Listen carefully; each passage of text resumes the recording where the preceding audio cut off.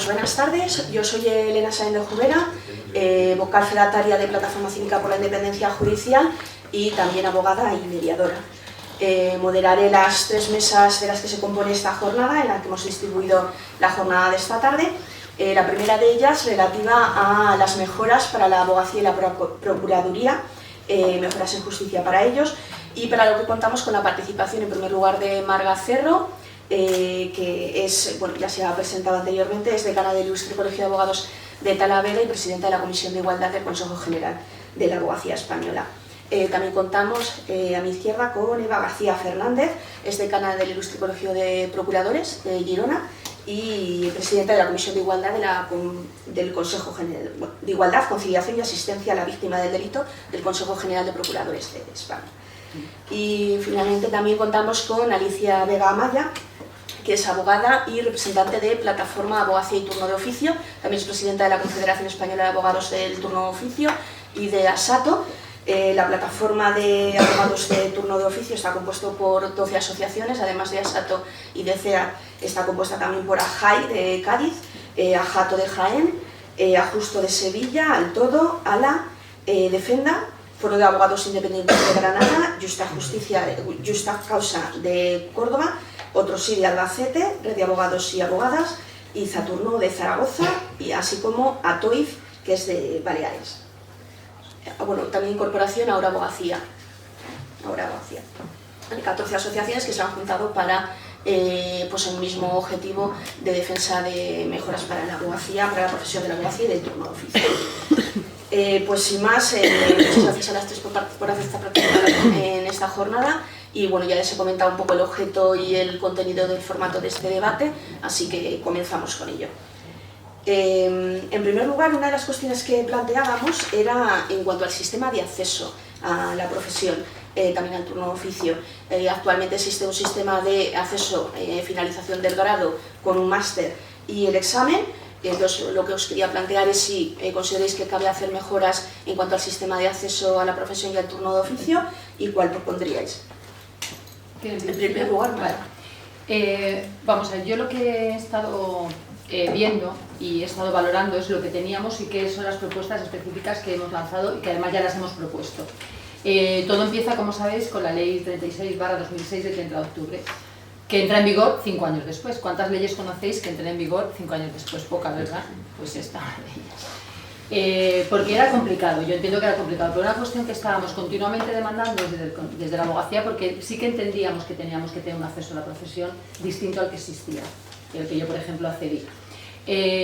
Como todos sabéis, luego el reglamento de desarrollo de esta ley es un reglamento también del 2011. Si conocéis lo que es el examen, tenemos un examen que es tipo test y que son de conocimiento solo y exclusivamente. Lo que se propone desde la abogacía, porque sí que entendemos que a nivel de comparación con derecho europeo y para precisamente poder favorecer ese flujo a nivel europeo que queremos tener entre la profesión, tenemos que tener unos estándares mínimos y yo creo que debemos igualar en los que existen en otros países europeos. Precisamente esta ley pretendía eso. Lo que sí que tenemos claro es que el título universitario solo no sirve, y de hecho está claro porque ya llevamos tiempo con otra prueba, pero tampoco creemos que se pueda llegar a saber qué capacitación tiene ese alumno con la prueba que tenemos ahora mismo y cómo la tenemos. Nosotros lo que hemos propuesto, y yo creo que además se ha propuesto con bastante consenso y precisamente en aras a pensar que se dé un servicio de calidad, que es lo que entendemos que debe darse tanto a nivel de abogacía como de cualquier otro operador, pero en este caso de lo que es la abogacía. Sí que estamos de acuerdo en que haya una prueba escrita, que podría ser la que existe ahora mismo y el modelo que existe ahora mismo, pero creemos que falta una segunda prueba, y es una prueba que queremos que debe ser de un caso práctico y que además pretendemos que sea oral. El hecho de que sea oral es porque si todos estamos en lo que es la justicia y vemos cómo trabajamos y cómo se desarrolla nuestro trabajo, queda claro que la oralidad es importante, ¿no? Quiere decir que a lo mejor en la antigua ley de enjuiciamiento civil no hace falta tal requisito porque evidentemente no teníamos la oralidad, pero está claro que ahora yo creo que sí que es necesario. Entonces, precisamente esa segunda prueba sería caso práctico y oral. Es cierto que el reglamento recoge que tiene que ser todo en el mismo día y ahí arbitrar 2 días a lo mejor es más complicado, pero entendemos que es sencillo que tú hagas primero la prueba escrita, que sea de conocimientos, y el mismo día puedes hacer la de caso práctico. Se valora primero la de lo que sería la prueba objetiva, y en caso de que esa prueba no se supere, o sea, que sería eliminatoria la primera totalmente, fase. no se pasaría a la segunda, porque es una manera de todo en un mismo día, que parece ser que es lo que se quiere, aunque no todas las pruebas de acceso se hacen todas el mismo día, pero bueno, por mantener eso, pero sí que sería eliminatoria. Y nosotros ya tenemos desde el CEGAE pues hechas las guías incluso de aquellos conocimientos mínimos que creemos que deben tener ambas pruebas. Es cierto que en la primera prueba ya partimos de que colaboramos, etcétera, etcétera, pero sí que tenemos una guía exacta de contenidos mínimos a nivel pues cualquier materia, civil, penal, mercantil, cualquier materia. Y luego también una guía que entendemos que debe haber para valorar esa prueba oral y esa prueba de caso práctico, porque evidentemente también entendemos que debe haber una guía, cómo se distribuir a la hora de hacerlo, es decir, que nosotros el trabajo está hecho, es simplemente sentarnos, ver que creemos que es bueno no solamente para el ejercicio de la profesión, sino para que, como decía antes, se dé un ejercicio de calidad, tanto a nivel de ejercicio libre de nuestra profesión, como también y específicamente en aquellos que hacemos como servicio público, que es el turno oficio, que evidentemente también queremos que sea un servicio de calidad como el que prestamos a nuestros clientes privados. Y creemos que esto sería una manera de precisamente completar ese título universitario con un título profesional realmente bueno y que realmente contemple todas las capacitaciones y las aptitudes que nosotros entendemos que debe tener un profesional a la hora de iniciar el ejercicio de la profesión, sobre todo formación. Muy bien, muchas gracias. Eva, en el caso de procuradores, ¿también sería el mismo sistema de acceso? Sí, exacto. Es que nosotros nos ha pasado lo siguiente.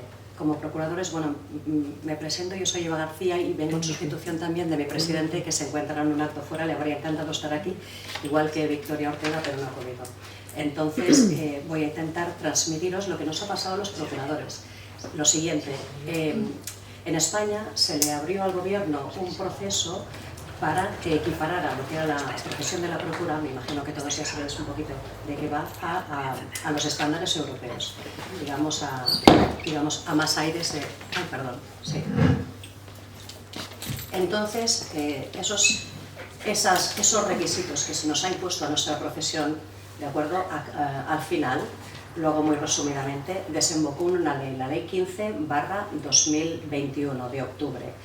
Esa ley nos obligaba a nosotros, digamos, de común acuerdo con el gobierno, lógicamente, para que la profesión de la procura pudiera desarrollarse tranquilamente en España, con el consenso que ya tenía, amplio consenso en España por todos los operadores, en fin, medios jurídicos, pero teníamos que reformar sobre todo tres pilares muy importantes. Teníamos que reformar el sistema de acceso, y ahí voy a hablar, a continuar lo que decía Marga. Luego teníamos que se reformó la ley de sociedades profesionales y teníamos que reformar el arancel de procuradores, que en principio era obligatorio y mínimos, para convertirlo en un arancel de máximos y con unas cuantías máximas de 75.000 euros. En cuanto al sistema de acceso, nosotros teníamos después de la carrera nuestro propio máster, ya regulado con nuestros contenidos de 90 créditos, igual que el máster de acceso a la profesión que tiene la abogacía, que se impartía en la UNED, ¿de acuerdo? Con todos los contenidos formativos de procura. Pero ¿qué pasa? Que a raíz del reglamento que desarrolla esa ley, que entra en vigor en febrero de este año, contracorriente y además un poquito contra el Consejo de los Operadores Jurídicos, que solicitábamos un año de moratoria para poder desarrollar tranquilamente ese máster, es decir, el contenido de procura, como necesitábamos un tiempo para poder convertirlo en un máster de acceso único, cómo distribuíamos esos contenidos con la abogacía, ¿no? Pues no ha habido ese tiempo. Entonces, en ese máster de acceso único hemos tenido prácticamente desde febrero hasta hoy que adaptarnos un poquito al máster que ya estaba establecido en todas las universidades de España de contenido abogacía y mirar de inquibir allí lo que ha sido contenido procura. Estamos trabajando a destajo y un poquito contracorriente desde el Consejo General para formar todos esos contenidos y poder impartirlos en las distintas universidades dentro del máster de abogacía. Porque ¿qué pasa? Pensamos que cuando acabe, el máster que comentaba Marga es un máster, se tiene que hacer un examen común. Digamos, el que acabe la carrera de abogado también tiene que estar preparado al día siguiente, habilitado para poder ejercer como procurador y viceversa. Sabemos que el desarrollo es incompatible, el ejercicio de las profesiones es incompatible, pero sí que un procurador se puede dar de alta como abogado. Lo que pasa es que tendrá que volver a hacer el máster y en cambio el abogado podrá darse de baja si quiere y ejercer de procurador. Más o menos es así. Sí, ¿no? no, el máster sí, claro, sí. Si no tienen el máster de abogacía no pueden ser abogados. Exacto. El primer paso antes de la No, exacto. Pero bueno, para poder ejercer, no pueden ejercer de forma simultánea si no están en los dos colegios. Entonces, para nosotros es una oportunidad, digamos, de que la abogacía pueda comprobar de que existe otra profesión muy distinta, pero también muy parecida, que es otra salida profesional para muchos abogados o licenciados en Derecho, que el máster, cuando lo acaben, pueden decidir ejercer la procura y viceversa. Para nosotros también es una oportunidad de explicar a los abogados pues, que existen otros contenidos formativos importantes que nosotros damos, como tecnificación, como actos de comunicación, como ejecución, que al final pueden redundar en unos abogados y procuradores mejor formados que al final pues, acaben beneficiando pues, a la Administración de Justicia, ¿no? Y esa es un poco la idea de la procura. Lo que sería el sistema de acceso, tanto examen teórico como práctico, se mantendría la propuesta, se compartiría la propuesta, porque oralmente los procuradores como que no intervienen. O sea, sería más desde el punto de vista técnico, ¿no? Una mayor preparación desde el punto de vista de tecnificación, como has comentado, Correcto. actos de ejecución y eso, Correcto. No tanto el tema de oratoria, que sería más para el ámbito de la abogacía, ¿no? Hombre, habría unos contenidos mínimos compartidos, de acuerdo, sobre todo contenido de tipo procesal para todas las materias, pero luego para allí unas asignaturas comunes, unas asignaturas específicas para cada profesión, que en nuestro caso sería sobre todo deontología, actos de comunicación, el tratamiento de registros, ejecución, cosas pues, más propias de lo que ejercemos cada día, y sobre todo también pues, digamos, preparación telemática. ¿Alicia? Bueno, buenas tardes a todos. Pues yo como representante de las asociaciones lo que nos han trasladado a nosotros es la preocupación que existe, la preocupación que existe sobre la especialización. En el Congreso de Tarragona, el 13º Congreso de Tarragona, en dos conclusiones se recogió este asunto. Por un lado, una de las conclusiones decía que la especialización no tendrá carácter obligatorio ni supondrá reserva de actividad. Bien, la siguiente, la 24ª, ya hablaba de una serie de requisitos que tendrían que reunir los letrados para poder considerarse especializados.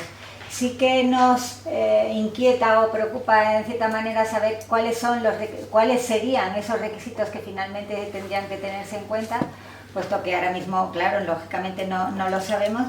Y luego también el problema que se plantea en los partidos judiciales pequeños, que el mercado no es lo suficientemente grande como para poderte especializar en una única materia. La mayoría de los letrados trabajamos en despachos pequeños, unipersonales o 2 o 3 compañeros como mucho, y ni nos podemos permitir el lujo de dedicarnos a una materia, ni el mercado o la población donde nosotros ejercemos nos ofrecería esa posibilidad. Entonces sí que quisiéramos que esos requisitos de especialización fuesen lo suficientemente claros y que no impidieran que existieran los abogados generalistas, que somos gran parte de los que ejercemos hoy en día, salvo en los despachos más grandes que pueden permitirse tener áreas diferenciadas en una u otra materia, pero porque están radicados en poblaciones o pueden desplazarse por toda la península, incluso a actuar en otros países, que sí se les permitiría eso. Entonces, eso es lo que nosotros nos gustaría, que eso estuviese regulado y sobre todo muy claro para el conocimiento de todos los compañeros. Sobre el tema de la especialización. Sí, yo comentar que, como bien decía Alicia, en el Congreso de Tarragona, precisamente sí que se quedó claro, yo creo que nadie puso en duda, que lo que es el abogado generalista, máximamente porque conocedores de lo que es la abogacía en el territorio nacional, sabemos qué tipo de despachos son los que existen. Entonces, el generalista existirá, es más, es que debe existir, es decir, que no hay ninguna duda, y yo ahí sí que no tengo ningún tipo de temor de que vaya a desaparecer el abogado generalista, en absoluto, y además vendrá reconocido como tal, porque es que es necesario que exista el abogado generalista, por lo que comentaba Alicia, por muchas más cuestiones, y luego entiendo que la especialización se regulará, y tendremos que llegar al consenso de qué requisitos son los que vamos a exigir para precisamente regular quién va a acreditar esa formación específica para ser especialista en. Entonces, todo eso, evidentemente, yo creo que tiene que ser no solamente regulado, sino consensuado a nivel de la abogacía y, evidentemente, teniendo en cuenta todas y cada una de las percepciones que existen distintas dentro de lo que es el ejercicio. No me cabe duda, vamos, que será así. Y lo del generalista lo tengo clarísimo. Muy bien, pues pasamos a la segunda cuestión, que es relativa a mejoras desde el punto de vista laboral, fiscal, profesional y de previsión social. Y comienza Eva. Muy bien. Bueno, nosotros, precisamente antes lo estábamos hablando, teníamos toda una serie de peticiones desde el punto de vista laboral, de conciliación de la vida laboral y la vida profesional, solicitadas, de hecho solicitadas, trabajadas, aprobadas ya e incluidas en una ley de eficiencia procesal que iba a aprobarse pero que en el día de hoy ha decaído. Entonces se trata de recoger todas esas reivindicaciones que nosotros consideramos ya indispensables en los tiempos que corren.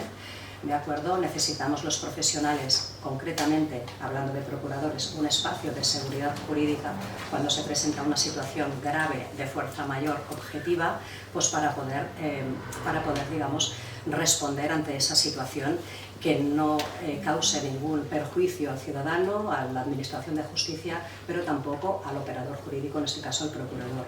Entonces nosotros teníamos solicitadas unas medidas bastante sensatas, muy objetivas, que consistían en una suspensión mínima de 3 días, tanto de unas situaciones que también estaban todas tasadas, unas situaciones muy graves, de un accidente prácticamente a vida o muerte, en fin, una serie de casos de este tipo, importantísimas, que te paralizaban para el ejercicio de la profesión, y entonces pedíamos que los colegios profesionales tuvieran la potestad, empoderábamos a los colegios profesionales para poder suspender la tramitación de la firma, la presentación de los escritos perentorios y la celebración de vistas, salvo que se pudiera solucionar con una sustitución inmediata, en los 3 casos durante 3 días para ello. Entonces, de momento la situación está como está. Tendremos probablemente que esperar a que se constituya de nuevo un ejecutivo y volver a plantearlo, porque realmente eso está comportando muchísimos perjuicios en los operadores jurídicos y realmente requiere de urgencia que se regule en ese sentido. Esto sobre todo, y para destacar lo que significarían mejoras de tipo laboral. ¿De acuerdo? Después, mejoras de tipo fiscal. Bien, los procuradores, como los operadores jurídicos, estamos sometidos a una presión fiscal bastante importante. Unos están en el sistema de mutualidad, el otro está en el sistema RETA. Ha habido mucha preocupación últimamente por el tema de las pensiones de jubilación.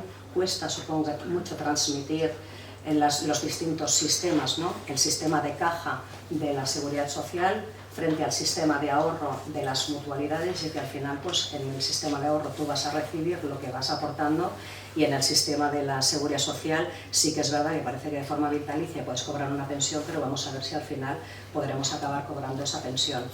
Entonces, esa es un poco la idea. El consejo, transmitir la necesidad, pues, de que la gente intente proveerse, en la medida de lo posible, de otros sistemas complementarios de apoyo. Difíciles en los tiempos que corren, porque la verdad es que llevamos un año terrible, los compañeros están sufriendo muchísimo por todos los problemas, todos los parones, que es como una consecución de la época pandemia. La verdad es que llevamos unos años muy difíciles, y entonces al final no queda más que en un desideratum, pero bueno, eso debería ser, sí.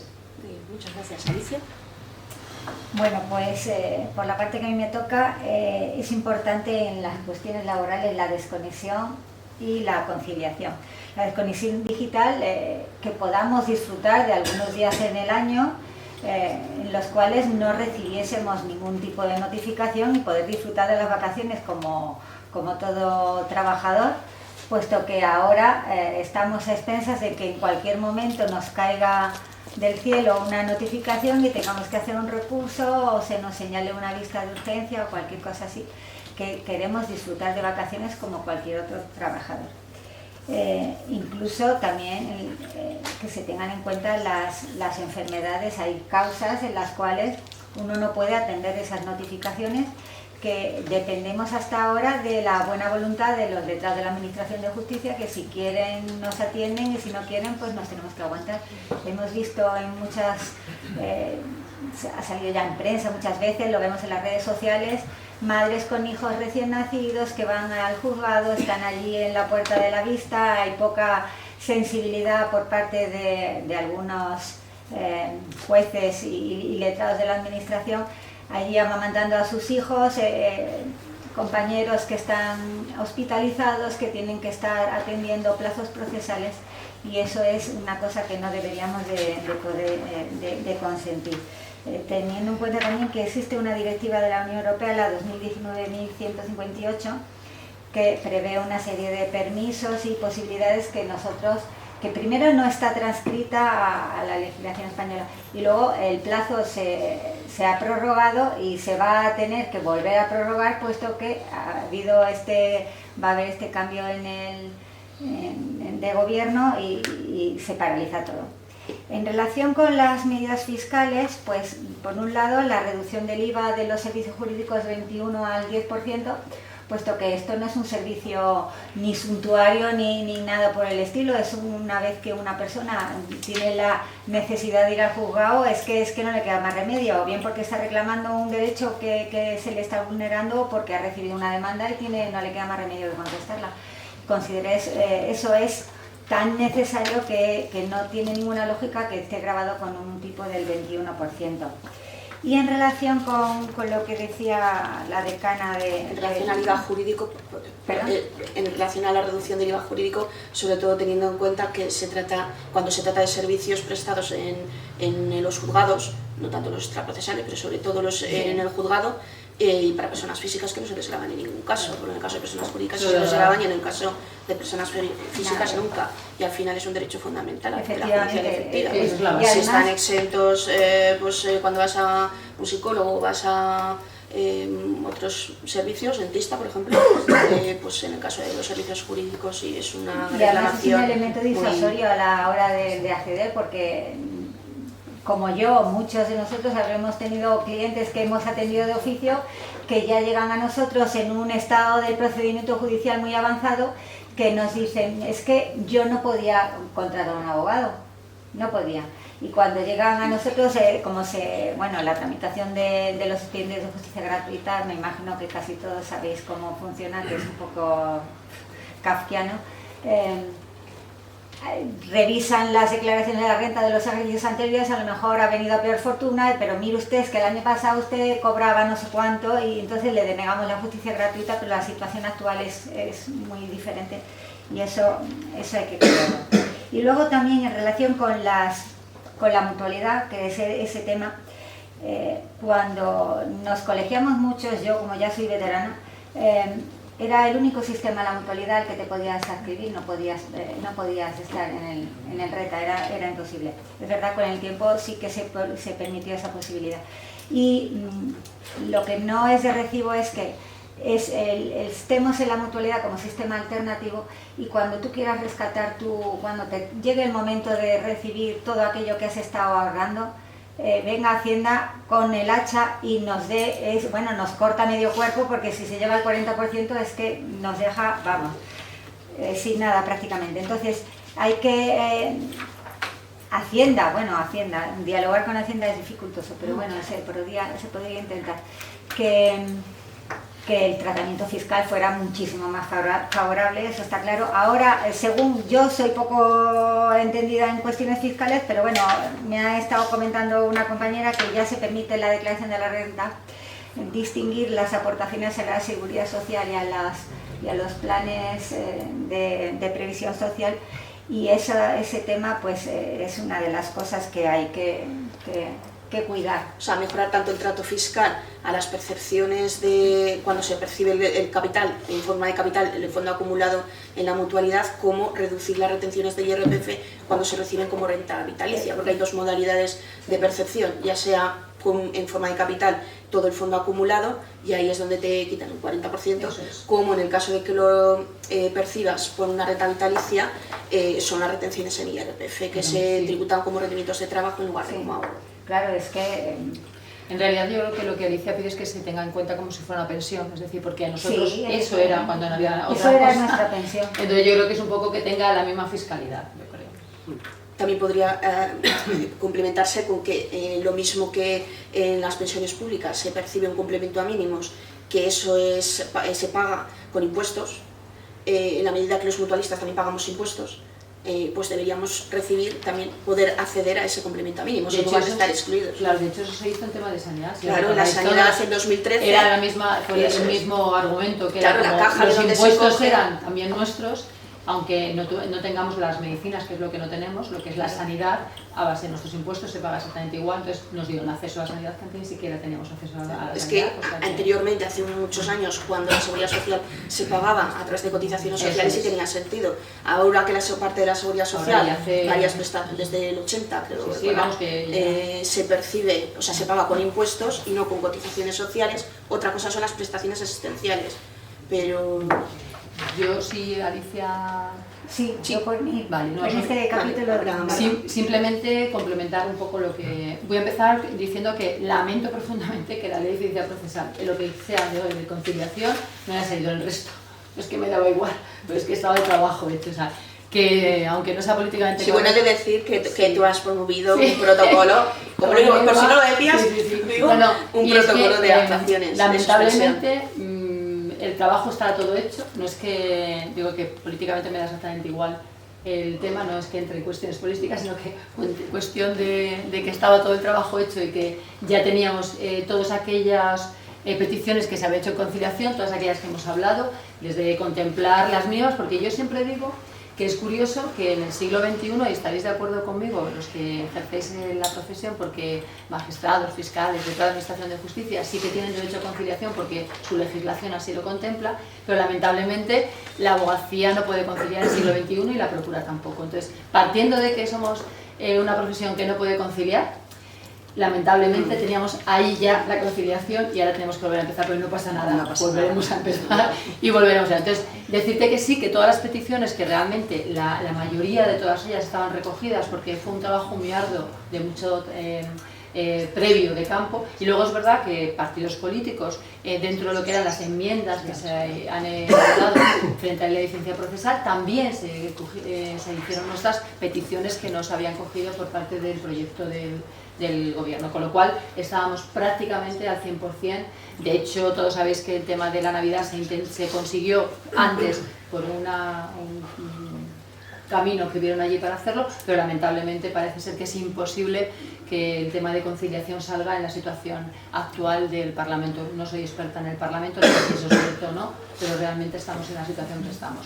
Y luego, en cuestión de fiscalidad, sí que es cierto que desde el Consejo me consta que el tema de IVA ya se ha planteado y que ha habido conversaciones con el Ministerio correspondiente y que se ha intentado precisamente porque además incluso Europa tiene, y aquí los parlamentarios europeos igual lo saben mejor que yo, hay otros países que tienen otro tipo de IVA en temas de justicia, y lo que tú decías son ante todo derechos fundamentales, con lo cual, y luego es cierto que la presión que tiene el abogado, antes lo comentaba Alicia, si somos despachos pequeños, unipersonales, si no somos empresas en las que estemos delante de una empresa y me puedas grabar todo, es que no nos podemos grabar casi ningún gasto, que es alucinante, o sea, no te dejan desgrabarte el 100% del teléfono, no te dejan desgrabarte el coche, no te dejan desgrabarte, es que no te dejan desgrabarte nada. Yo llevo la declaración de renta, ¿qué tienes que desgrabar? Nada, que me voy a desgrabar. A mí me parece que eso es una carga que a lo mejor el autónomo lo tiene contemplado de otra manera y nosotros como profesionales, no soy experto en fiscal, pero deberíamos tener contemplado porque esos son gastos obligatorios que tenemos que hacer, entonces obviamente tenemos que hacer. En cuanto a mutualidad, yo diré que soy mutualista, con lo cual pues me pasó exactamente. Bien, es cierto que cuando pasamos al plan del 2005, creo que fue, nos explicaron qué era lo que teníamos y qué era lo que íbamos a tener, porque es como si tú tienes un plan de pensiones, un plan de jubilación, y te explican en qué consiste ese plan, y eso es lo que tenemos. ¿Qué debería, dónde está, yo creo que realmente la cuestión? En lo que antes comentaba Alicia, en que ¿cómo te diría? la cuestión fiscal de esto es lo que antes hablábamos, totalmente distinta a la que tenemos ahora. Porque si fuera así, yo creo que no habría tanto problema. No. Otra cosa son las aportaciones, que no aporta y aporta al mínimo, tendrá que saber que cualquier reta, que está mínimos, pero sí que esa aportación que tú haces, luego no se lleva el 40% el Estado o el fisco, como queramos llamarlo, aunque sea luego para todos, pero en nuestra jubilación es del mismo modo. Entonces, yo creo que eso serían también las De todas cuestiones. formas, como las condiciones han cambiado, cuando nosotros empezamos era como caja única y entonces nosotros contribuíamos, hay que ser solidarios y para el compañero que se jubila, nosotros estamos aportando para ello. Llegó un momento en el que no hubo suficiente información, yo lo percibo así, y pasamos de caja única a una aportación particular a cada tu propio proyecto de vida, y entonces hay veces que se puede y a veces que no. Yo en este tema, como no soy, o sea, no soy la mutualidad tampoco, pero sí que soy mutualista, yo recibo mis informaciones trimestrales, sé perfectamente el dinero que aporto, el que voy a tener, entonces yo mi información la tengo clara, igual que ahora cualquier mismo plan de sí, jubilación. quizás un poco los Pero que más que se dan del igual 95, son los ¿eh? del año 1995, Esos que ya, es cuando se hizo el cambio. Claro, ahí ya no, ahí ya, sí o sea, que de la ya anterior, deja de ser obligatorio. Exactamente. De y- 1995 anterior, compañeros que ahora puedan tener 70, 70 y tantos años, No no hace sé falta realmente. que diga 70, que con menos también. No, porque ya empezamos a tener el plan distinto. Desde Pero bueno, como no soy 2005. mutualista, yo creo que, o sea, como soy mutualista, pero no de la mutualidad, yo creo que es un En tema todo que caso igual es una se debe situación explicar bastante ellos. compleja y que Sí. situaciones muy particulares de cada compañero. totalmente. Creo que hay que distinguir entre los anteriores al 1995, los anteriores al 2005 y luego los posteriores. Y particularmente desde el 2018, que sí que se nos pasa información. Pues, pero bueno, teniendo en cuenta la problemática de muchos compañeros, pues hoy se entiende la preocupación. Este sábado de todas formas hay asamblea, veremos. Ya nos contarás. Muy bien, pues vamos a pasar a la siguiente punto, que es sobre mejoras para la prestación del servicio de asistencia jurídica gratuita y en relación a las retribuciones de los abogados y procuradores que prestan el servicio del turno de oficio. Y comienza Alicia, pues como representante de la plataforma. Bueno, de... pues al fin y al cabo, como me dedico a esto y por afición y por devoción, pues y por obligación, pues está claro que la abogacía de oficio es un pilar fundamental en el Estado de Derecho. Y sin embargo, nosotros que nos dedicamos nuestro trabajo, nuestra formación, nuestro tiempo, nuestras instalaciones a atender a las personas que lo necesitan, no estamos ni reconocidos ni recompensados suficientemente con la labor que estamos realizando. Entonces, voy a ir leyendo una serie de reivindicaciones que consideramos imprescindibles para que mejore el aspecto, la profesión de quienes nos dedicamos a ello. La primera es una remuneración digna y suficiente del servicio de asistencia jurídica gratuita. Estamos percibiendo unas cantidades irrisorias por un montón de procedimientos que nos llevan en el tiempo muchísimos años de trabajo y que nos abonen 154 euros por un procedimiento de modificación de medidas porque no están casados. Me parece una cosa irrisoria, es casi como una limona que se nos ríen en la cara.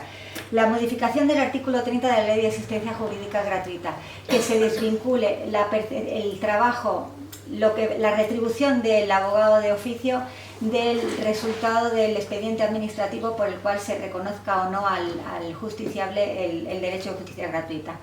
De la misma manera que nosotros prestamos un trabajo, pues que la administración nos lo pague, y si luego esa persona no tiene derecho a la justicia gratuita, pues que repita contra él de forma personal, que tiene Hacienda tiene muchos mecanismos a su alcance para poder cobrar aquello que ha tenido que desembolsar previamente. Que además nosotros estamos realizando una labor burocrática tremenda, persiguiendo a los justiciables para que nos aporten documentación que no tendríamos ni por qué prestarle la más mínima atención. Otra cosa es la remuneración de todo el trabajo que realizamos, puesto que nosotros dependemos de la Ley de Justicia Gratuita, del reglamento que lo desarrolla, y hay un listado de actuaciones que se pagan. Las que no están recogidas en esos baremos, pues resulta que no las cobramos. Las tenemos que hacer, pero no las cobramos. Comparecencias de prisión, modificaciones o sustituciones en casos de menores, en expedientes de reforma, ejecuciones penales, que hay veces que nos dan mucho más trabajo que el procedimiento penal en sí, ejecuciones en procedimientos civiles. hay recursos de reforma, hay muchas cosas que no están contempladas y por lo tanto no las cobramos aunque tengamos la obligación de hacerlas. Las designaciones para la defensa de las personas jurídicas. A requerimiento judicial llegan a los colegios solicitudes de que se nombre un letrado para defender a tal o cual persona jurídica en un procedimiento penal, puesto que ya son responsables penalmente, y resulta que el abogado que le cae el mochuelo, porque no se puede decir otra cosa, no va a percibir nada por su trabajo, porque no está previsto en la ley. Como no está previsto, pues no se cobra. Y esto es absolutamente intolerable. Y más, ya es intolerable de por sí, pero ya en las ciudades grandes donde suele haber más posibilidad de macrocausas, sobre todo aquí en Madrid, que esto es un asunto más frecuente, que tengas que dejar tu despacho o en un juicio que dura, yo qué sé, meses de sesiones, pues es que no tiene ninguna lógica. Los baremos. Las cantidades que se nos pagan están también reconocidas en el reglamento. Desde el año 96 hasta el año 2018 me parece que fue cuando se actualizaron, vamos a decir que se cambiaron de pesetas a euros y poco más, porque no hubo ningún aumento significativo. Pues aparte de eso, que se actualicen automáticamente, porque como ahora de pronto en 2017 dejaron de llamarse retribuciones, pasaron a llamarse indemnizaciones por el dichoso tema del IVA. Y bueno, que eso requiere una mesa casi completa sobre el tema del IVA. Y son subvenciones, dependemos de subvenciones que no se renuevan automáticamente, todos los años hay que aprobarlas. ¿Y qué pasa? Que los letrados de oficio pues cobramos, no solo no cobramos mensualmente, que ese es el desideratum y que además así se aprueba, sino que acabamos pasando la Semana Santa cuando empezamos a cobrar por ese ejercicio en el que estamos, y eso es absolutamente intolerable. Entonces también es necesario que cada administración en las comunidades donde tienen las transferencias reconocidas tengan una partida presupuestaria específica para ese tema. La conciliación, bueno, pues como ya lo hemos comentado antes, lo voy a pasar un poquito para adelante. Otro tema que reclamamos es que el nivel, a ver, lo diré, el índice que se toma como referencia para acceder a la justicia gratuita, que es el IPREM, que sea el IPC, y así esté más... el salario mínimo. Perdón, el salario mínimo, gracias Marga. No. El salario mínimo, sí, y así está más ajustado a la realidad social. Otra de nuestras reivindicaciones es el reconocimiento de autoridad a los abogados en el ejercicio de nuestras funciones, al igual que pueda tener el personal de educación o de sanidad. La desconexión digital, ya lo he dicho antes, y la reducción de la carga burocrática, porque vamos, es que somos administrativos. Yo hago más trabajo de secretaria que de abogado y, en relación con el turno de oficio, y eso es una cosa que debe de modificarse ya. Pues no me extiendo más. Marga. Yo voy a recoger un poco lo que comentaba Alicia y hacer alguna cuestión. Primero me gustaría poner en valor lo siguiente, porque me ha parecido al inicio de la intervención que hablas del abogado de turno de oficio como si fuera una cuestión especial. Es decir, yo soy abogada y dentro de mi ejercicio como abogada también desarrollo funciones de abogado de turno de oficio, pero soy abogada. Es decir, yo no creo que haya un abogado distinto al abogado. Vale, entonces yo partiendo de esa premisa que es un abogado que ejerce su profesión, pero que aparte de eso está en el turno de oficio. Exactamente. Pero quiero decir que el ejercicio es el mismo, las cuestiones que queremos son las mismas, salvo lo que tiene que ver con el turno de oficio. Exactamente. Bien, primer paso. Yo creo que lo primero que habría que hacer es modificar ya la Ley de Asistencia Jurídica Gratuita, porque sin modificar la Ley de Asistencia Jurídica Gratuita y su reglamento, muchas de las cuestiones que estamos debatiendo, muchas de las cuestiones que son necesarias, no se pueden llevar a cabo, porque hay legislación que hay que aplicar, con lo cual el primer paso yo creo que es la modificación de la Ley de Asistencia Jurídica Gratuita y su reglamento, cosa que ya hemos reiterado la petición en cuanto a dicha modificación. Y hay gente que trabaja permanentemente para que esto se consiga, pero no siempre es. Como evidentemente ya sabemos lo que se tarda en hacer leyes, yo no sé por qué se tarda tanto, pero bueno, el caso es que se tarda y cuesta hacer leyes, lo que hay que hacer ahora mismo, necesario, urgente, igual hay alguien que se va a enfadar conmigo por el tema del Parlamento, pero yo no lo digo, es porque tengo desconocimiento de cómo se trabaja, porque realmente creo que hay leyes que salen más deprisa que otras y quizás sea por pues, cuestiones que yo desconozco y que no entro, y además que conste que no soy conocedora de la técnica legislativa, con lo cual no quiero decir nada más, pero que es cierto que cuestan determinadas leyes acá. Hasta que eso pase, y tomando en referencia a lo que comentaba Alicia, desde esta casa me consta el trabajo que se hace a través de la Comisión de Justicia Gratuita, precisamente para el tema de las compensaciones que tenemos, porque como todos sabéis, el Ministerio de Justicia nos paga a lo que llamamos nosotros aquellos territorios que dependemos del Ministerio de Justicia porque no tenemos delegadas, porque no tienen delegadas las competencias, porque si no sabéis que cada territorio que sí que tiene delegadas competencias pagan, compensan lo que ellos pactan y va en diferencia a lo que el territorio común nos paga. Con lo cual incluso ya hay diferencia dentro del turno oficio, lo que cobra un compañero, lo que cobro yo en Talavera de la Reina y lo que cobran en el País Vasco. Esto es así y es una cuestión objetiva, ¿vale? Pero porque precisamente los interlocutores son distintos, ¿vale?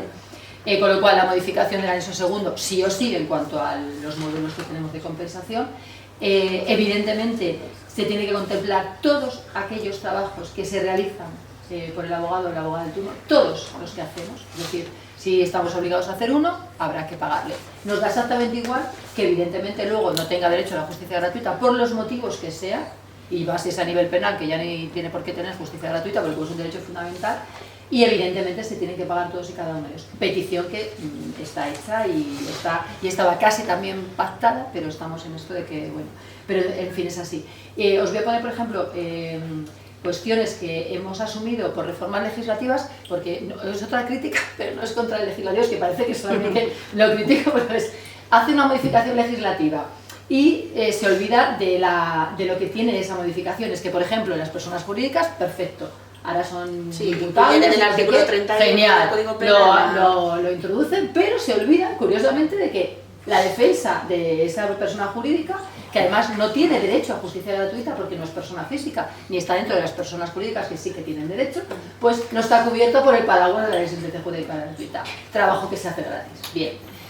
Otro ejemplo, pues la última ley integral de violencia de libertad sexual y demás, también está, que creo que tendría que entrar en vigor al año de que se dictara, el tema de esas víctimas tienen también derecho a abogado de oficio, contemplado como universal igual que las víctimas de violencia de género. Tampoco se ha reformado, es decir, llegará el momento en que los colegios tengamos que llevar a cabo esa defensa de esas víctimas al amparo de la ley que sí que estará en vigor, pero tampoco tenemos cubierto eso. Modificaciones, pues, por ejemplo, la ejecución, todo el mundo lo entenderá.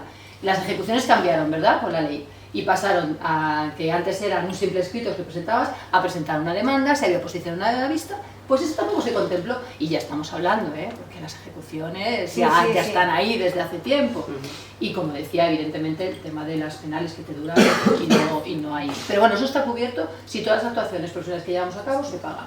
Ahí estarían cubiertas todas aquellas que estamos haciendo ahora y que no. Gastos de desplazamiento. Pues por ejemplo, para que lo que entendáis, en violencia de género nos pagan los desplazamientos, los gastos de desplazamiento, en el resto no, porque no están contemplados. Entonces es una tontería, el abogado es el mismo, el que defiende a la víctima, que el que va a defender al investigado en el cosa donde está al lado contrario. Pero sin embargo no se hace. Y evidentemente lo que pedimos es que una vez que los baremos estén pactados y ya tengamos unos baremos que entendamos sean dignos en cuanto al ejercicio que estamos llevando a cabo y el trabajo que estamos llevando a cabo, se actualicen y no tengamos que estar, evidentemente, con cada vez 2×3 el IPC. Creo que la última actualización era un poco más elevada porque como arrastramos, imagínate, años y años, creo que nos subieron un 18, que era muy poco, porque claro, tú imagínate un 20% de 100 euros, ¡qué genial! Quiero decir que son irrisorios, pero porque partimos de unos módulos que es que realmente son muy bajos. Yo creo que eso un poco sería yo en el tema del IPREN creo tengo una distinta visión y es por lo siguiente. Yo creo que la justicia gratuita debe ser para el que sea estrictamente necesaria, es decir, es un servicio público que se presta a aquella persona que no puede acceder a la tutela judicial efectiva por los medios económicos que tiene. Entonces, lo que habrá que calibrar es que si esos medios económicos, porque es que si no, el paraguas creo que en España es de los países que más tiene de justicia gratuita, porque a más gente lleva. Entonces, creo que también ahí tenemos que hacer un trabajo de realmente, sí, el acceso a la tutela judicial efectiva, pero si tienes dinero para pagar a tu abogado, paga a tu abogado, que el abogado también ejerce libremente su profesión y no todo puede ser turno de oficio, porque yo creo que no todo debe ser turno de oficio. Si tú puedes pagarte al abogado, págatelo. Es decir, yo por ejemplo cuando incluyeron la víctima de violencia de género, porque sí, da igual el dinero que tengas, pero si quiere un abogado de oficio por ser víctima lo voy a tener, pues hombre, con todos mis respetos, si esa persona, esta víctima, puede elegir un abogado, ¿por qué no lo va a elegir? Es que si lo quiere gratis, ¿se lo vas a dar gratis? ¿Pero por qué? Es que es una cosa que yo entiendo que haya que el acceso a la tutela judicial efectiva sea total y al 100%, pero yo creo que también teníamos que ser un poco razonables a la hora de ver qué paraguas tiene que tener la justicia gratuita. Y entonces, ¿qué va a ser? ¿El 80% de la profesión, o sea, perdón, de la ciudadanía va a acceder a la justicia gratuita? Bueno, pues por eso digo que lo del IPREM ahora nos salva un poco, porque tenemos ahí el IPREM, es que claro, el doble del IPREM sí es el mínimo. Ya es que, yo no sé, en ciudades, por ejemplo, que son sueldos que cobran 1.000, 1.200, 1.300 euros, todo el mundo tiene derecho a justicia gratuita, todo el mundo. Porque, claro, si valoras eso y dependiendo de cuántas personas estén en el núcleo familiar, que sí, yo estoy totalmente de acuerdo en el acceso, sin lugar a dudas, y estoy de acuerdo en que tiene que existir la justicia gratuita. Pero creo que quizás deberíamos ver quiénes tienen que acceder, porque debe ser, yo creo, lo estrictamente necesario, lo que realmente sea necesario para ello. Muchas gracias. ¿Eva? Sí. Bueno, yo me adhiero totalmente a lo que comentabais, de que es necesaria, pienso yo, una mejora en la retribución de la justicia gratuita para todos los profesionales, porque realmente ese trabajo, como cualquier asunto privado, y la retribución es muchísimo más pequeña y además con unas diferencias económicas en función de los distintos territorios hay unos desequilibrios muy importantes, ¿no? Entonces pedimos que pueda haber como una especie de reequilibrio al alza, un poquito, sin pedir nada extra, pero a favor de todo, porque la verdad es que se trata, como no puede ser de otra manera, y además teniendo muy en cuenta que es un servicio público, ¿de acuerdo?, que se está prestando formación especializada para determinados temas, etcétera, pues que pueda haber una mejora, una dignificación de la retribución para todos los procuradores. Nosotros, a diferencia de nuestros compañeros abogados, para nosotros sí que es un servicio prácticamente obligatorio, porque como somos muy poquitos, en muchos partidos judiciales no nos queda otra que ser procuradores de turno de oficio a lo largo de prácticamente toda nuestra carrera, ¿no? Cada colegio es soberano para regular sus requisitos. Quizá algunos procuradores, algunos colegios, como por ejemplo, los últimos, cuando ya llevan 25 años, si quieren pueden darse de baja del turno de oficio. Pero bueno, la verdad es que hoy en día también digo que la realidad del ejercicio de estos años tan complicados hace que muchos procuradores, probablemente muchos abogados también estén en el turno de oficio, porque es una manera, digamos, muy digna de tener una retribución importante. También es verdad lo que comentaba Marta, que es que hoy en día prácticamente todo pasa por justicia gratuita. Quizá sería muy importante sopesar ese paraguas tan amplio que todo va por justicia gratuita, y quizás otros servicios que merecerían pasar por justicia gratuita, pues no se están contemplando, porque quizás se dice ya está bien, es decir, ya se han agotado el presupuesto para justicia gratuita, y eso penaliza muchos otros servicios que probablemente deberían estar incluidos. Por ejemplo, mediación, por ejemplo, una reivindicación que estamos haciendo nosotros, la Procura, y es que, sobre todo en temas de víctimas de especial vulnerabilidad, mujeres de violencia de género, personas con discapacidad, ahora haré una acotación también con las personas con discapacidad, que puedan tener un acompañamiento, por ejemplo, por un procurador, cuando llegan a un edificio judicial y ponen el primer pie allí, que van completamente perdidos, pues que puedan tener un procurador que les acompañe de principio a final. Que yo ahí voy a discrepar luego con eso.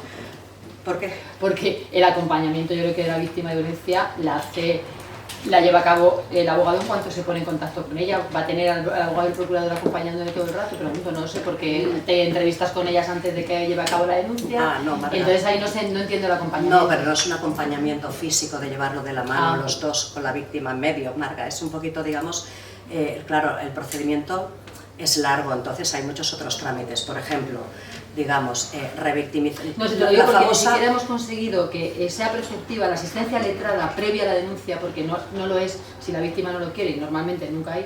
No hemos conseguido eso, entonces ir más allá, me parece que yo estoy encantada que la víctima esté acompañada, pero que yo creo que hay que delimitar bien qué necesita esa víctima, cuándo lo necesita y en qué momento lo necesita. Correcto. A lo mejor no entiendo muy bien lo que tú me querías decir ahora del acompañamiento. Bueno, me explico. Es que quizás yo lo he repetido tanto que como ya lo tengo muy interiorizado, digo acompañamiento, resumo, pero efectivamente me explico. Es decir, muchas veces la víctima tiene que acudir, a veces innecesariamente a las sedes judiciales, se suspenden pues una vista porque no se ha podido citar a no sé quién, o resulta que la han citado para traer una documentación, no sabe dónde dirigirse, resulta que le tienen que notificar quizás un auto que modifica unas medidas cautelares, no sabe dónde está la sala, no sabe si eso es un auto, si es una sentencia, qué repercusiones tiene, independientemente de que se pueda poner en contacto, lógicamente, con el abogado, pero a veces la prueba está en que, por ejemplo, en Madrid, en la oficina, existe la Oficina de Atención a la Víctima del Delito en los juzgados especializados, y allí tienen a un servicio de procuradores que constantemente están trabajando en favor de las víctimas, también en favor de los abogados, porque como al final somos un poquito centro de documentación, localizamos rápidamente todo tipo de actuaciones, en un momento dado pues ponemos en contacto digamos, información que se tiene que trasladar a la sede judicial. Es decir, yo creo que, en definitiva, y para resumir, todo fluye de forma mucho más ágil, un poquito más profesionalizada, y al final lo que hacemos simplemente es complementar lo que hacéis vosotros, abogados, que lleváis la defensa. Nosotros, digamos, complementamos ese trabajo de acompañamiento, de servicio, de que llegue toda la documentación, de que las notificaciones fluyan de forma más rápida, más ágil, y de que al final la víctima esté informada, etcétera. Pero eso ya no solo sería relacionado con el turno de oficio, sino en general. No, claro, eso no está incluido en el turno de oficio, entonces también debería, lógicamente, modificarse la ley de asistencia jurídica gratuita para contemplar ese acompañamiento. Es una de las peticiones que nosotros hacemos, que se puede acoger o no, pero vamos, ahí está. Después también, que quería comentar yo sobre la asistencia jurídica gratuita. Sí, decir que una de las peticiones es que se aligeren mucho las designaciones, los nombramientos, porque realmente obstaculizan, frenan el ritmo de un procedimiento, pero meses y meses, independientemente de la designación provisional, que muchas veces no se da. Es decir, no sea, y ahí se frenan el procedimiento. Entonces dices, muy bien, si vas como parte demandada, bingo, qué bien, ¿no? Me espero 4 meses, oye, que vaya. En cambio, si vas como parte actora, pero no es eso, al final es el ritmo de la Administración de Justicia, y lo que quieres es que los procedimientos fluyan. Y por tanto, eso creo que es importante también comentarlo.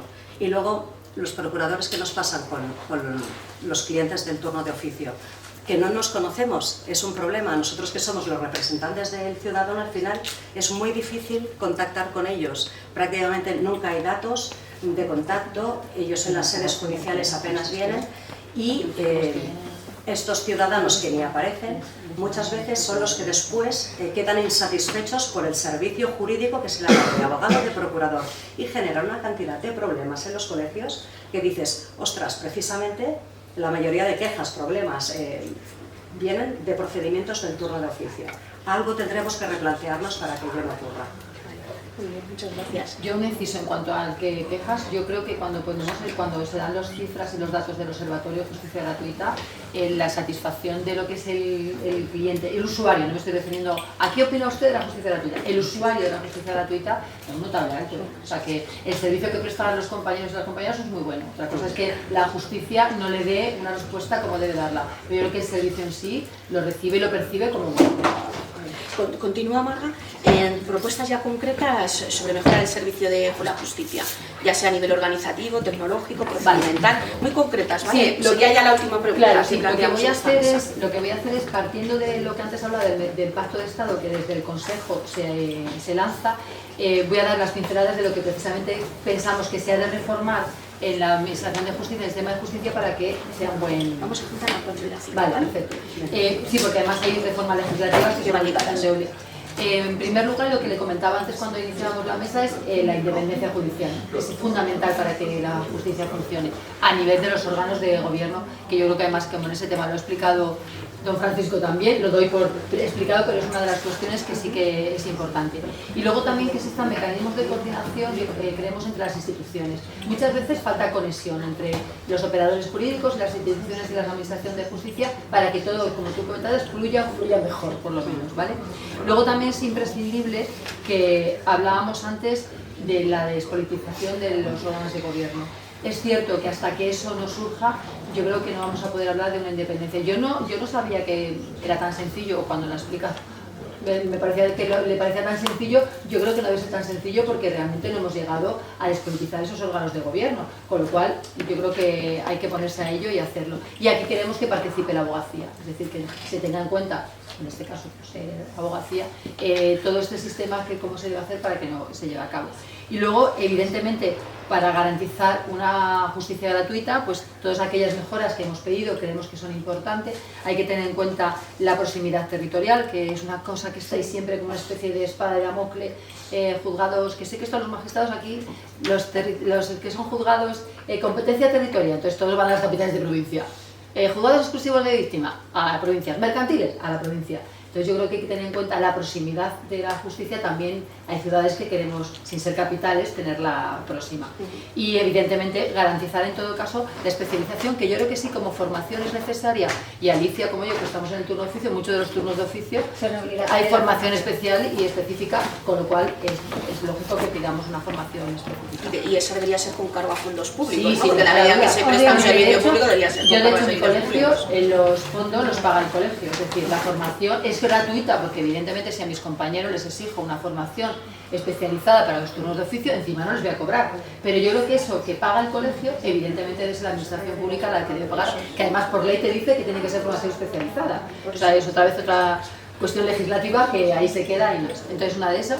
Luego, el acceso a la abogacía, como hemos explicado al principio, creemos que debe ser en la propuesta que damos, la conciliación, que evidentemente es reforma legislativa. Yo ahora ya voy a la reforma del derecho civil, el 183, 173, que ya me olvido de la ley de eficiencia, lo que sea, sino vamos a ir directamente a la reforma de la ley. 188 y se acabó. Sí, diciendo desde coalición con claro, mecanismos alternativos que tú comentabas antes, que ni hay cultura del acuerdo, que eso en Tarragona estuvimos viendo como cultura del acuerdo, ni se contempla tampoco la posibilidad de en justicia gratuita que esté. Inversiones tecnológicas. Yo creo que, yo siempre digo, ¿cómo funciona la agencia tributaria? ¿Cómo funciona la Administración de Justicia? Con esa comparación está hecho, pues evidentemente pueden funcionar como la agencia tributaria si las inversiones que se hicieran en recursos humanos, tecnológicos y demás fueran igual. También creemos que es importante un sistema legal de recursos más uniforme para que no haya tanta dispersión, una segunda instancia realmente con garantía efectiva, que hay veces que no llega a lo que debería ser, la modificación del enjuiciamiento criminal, que tiene que ser modificada dado que la instrucción debe ser distinta. Creemos que es una ley que tiene que modernizarse y que creo que es fundamental en el ámbito penal que así sea. Instrucción, luego lo comentaremos en la siguiente mesa. Instrucción por fiscalía, por juez, da igual, siempre que sea independiente. Había discusiones entre sí instrucción fiscal como un juez de garantías. Bueno, todavía es un tema que realmente, como no se pone sobre la mesa con documentos en los que puedas estudiar y demás, luego nosotros aquí hacemos estudio de todas las leyes y en la comisión de estudios se estudian detenidamente. En la siguiente mesa sí que vamos a... Entonces, ahí sería interesante verlo para luego cuando lo pongamos. Por ejemplo, creemos que es fundamental la mejora de las ejecuciones. En España la ejecución civil es... no llega, no satisface casi nunca o nunca. La gente no entiende por qué. ¿Y por qué yo gano esta sentencia y no voy a...? Y luego dice, ¿y por qué Hacienda cobra todo? ¿Es verdad? ¿Por qué Hacienda cobra y usted no puede cobrar? Entonces, eso un poco sería la... Y luego, importantísima, el expediente judicial. Yo creo que lo que sea el digital ya tiene que estar sí o sí al 100%. Y eso son inversiones tecnológicas. Porque para nosotros sería una manera de trabajar muchísimo más efectiva, y yo creo que además para el ciudadano también sería importante que pudiera acceder a ese tema. Y yo creo que así, muy rápidamente, porque sé que vamos más, sería un poco lo que había preparado en cuanto, que ya digo que está recogido en lo que sería el pacto de Estado que desde el Consejo General de Abogacía Española se quiere de forma proactiva llevar a cabo, pues evidentemente con el resto de partidos políticos, operadores, pues todos aquellos que quieran y que yo creo que formarán parte del Pacto de Estado. Pero que de forma proactiva sí que vamos a intentar que se lleve a cabo en la siguiente legislatura y que sea una cuestión fundamental para el gobierno que sea. Muchas gracias. ¿Alicia? Bueno, Elena, pues como deseos de la abogacía, y en el caso concreto de la abogacía de oficio, es una de las cosas que no se valoran es, nos gustaría tener la puntuación de todos los años de ejercicio en el turno de oficio que fuesen luego, pudieran ser valorados a efectos de concursos a empleo público, que ahora... Pero solamente los del turno de oficio, el ejercicio libre no. Bueno, voy a limitarme tú ahora, vale, si quieres me acotas. Voy a limitarme al Cada turno uno a oficio, los cada uno a suyos. los suyos. Yo voy a limitar el turno oficio. Que se tenga en cuenta, puesto que estamos prestando un servicio público. Un deseo que a mí me parece de pura lógica, pero que lo veo dificilísimo cuando no imposible. He estado hablando de la reducción del IVA, del tipo del IVA a los servicios jurídicos.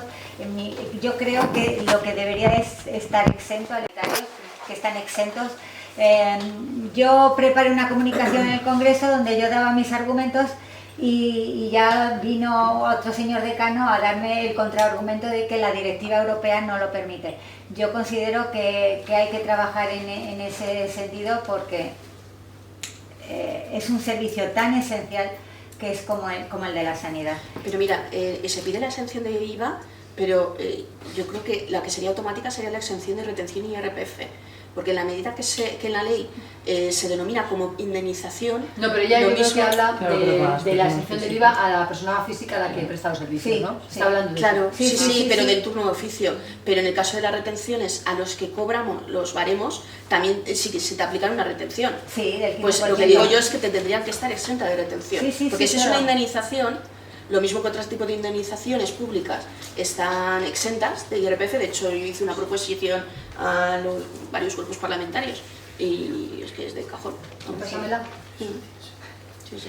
Bueno, no me voy a extender más porque vamos ya muy retrasados. Les doy la palabra a Eva. Sí, muy brevemente. Nosotros desde nuestro ramo, digamos, vemos que iría muy bien una mayor interoperatividad entre los distintos sistemas de gestión telemática que hay en las distintas comunidades autónomas y en el territorio ministerio. ¿De acuerdo? Eso es básico. Nosotros decimos que desde el Consejo General de Procuradores de España, ya sabéis que los procuradores llevamos muchísimos años tecnificándonos, en fin, de hecho gestionamos con todas las plataformas de todo el país y desde el Consejo se está organizando un nodo central para lograr esa interoperatividad entre los distintos sistemas de gestión telemática y el Ministerio de Justicia.